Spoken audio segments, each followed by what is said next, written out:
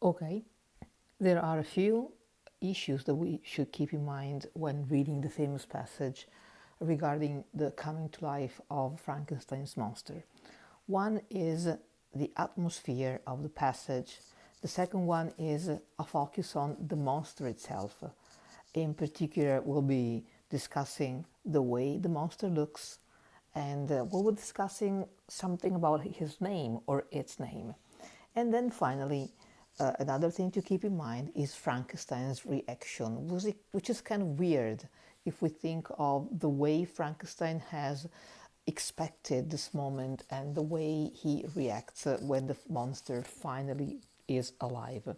So let's move our focus a little bit here and go over to reading the first paragraph, or actually to discuss the first two paragraphs in terms of the atmosphere. And so we'll take a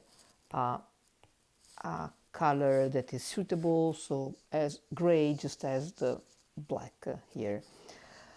It was on a dreary night of November, a dreary night of November, that I beheld the accomplishment of my toils. With an anxiety that almost amounted to agony, I collected the instruments of life around me and so on. And then if we move on, we can find that it is 1 in the morning. So we are discussing the setting, that the rain pattered dismally against the panes, and that my candle was nearly burned out. Okay, but also the glimmer of the half-extinguished light means that it is dark. So it is November. It is November. We're deep in the night.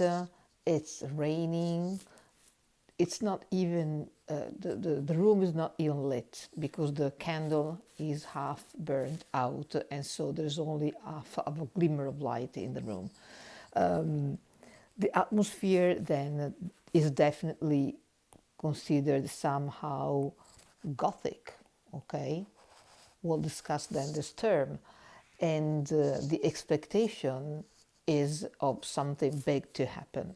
Let's then give a look at Frankenstein's reaction, okay? Because we need to first to focus on the way Frankenstein expects his monster to come to life.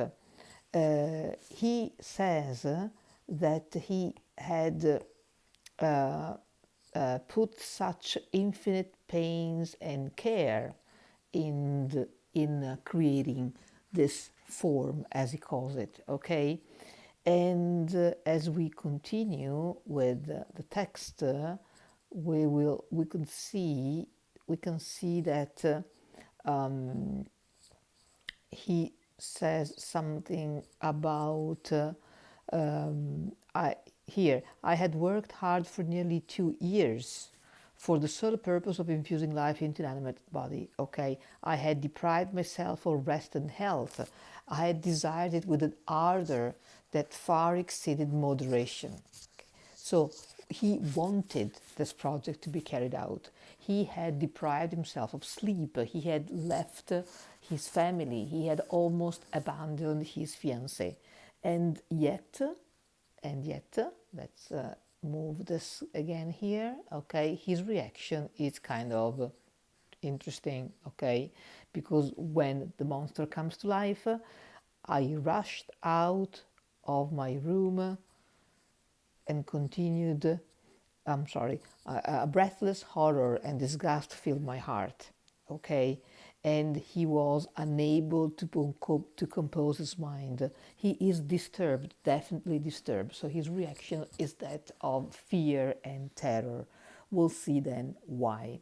But now let's give a look at the monster. So first of all, the way it looks. Okay, the monster apparently doesn't look so bad at first. Okay, look at here. His limbs were in proportion, and I had selected his features as beautiful. Remember that the monster comes from the puzzle, the jigsaw puzzle of different corpses. So Frankenstein took the best shapes, the best parts of different bodies to make his monster, to make his creature. Beautiful, great God. And now comes the worst part. He got yellow skin. The yellow skin is kind of tense over the muscles and arteries beneath. Okay, his hair was black, it is true, and it was flowing, and his teeth white, of a pearly whiteness. Okay, so this is positive, but then everything forms a more horrid contrast with watery eyes and with the sockets, like the holes where the eyes are set. Okay, and he's got not a very nice color of skin, and his lips are straight and black. So we could say that here we have a combination of beauty beauty and ugliness, which somehow reminds us of the concept of the sublime. Okay, we'll stop here for a sec, and then we'll move on to the monster's name.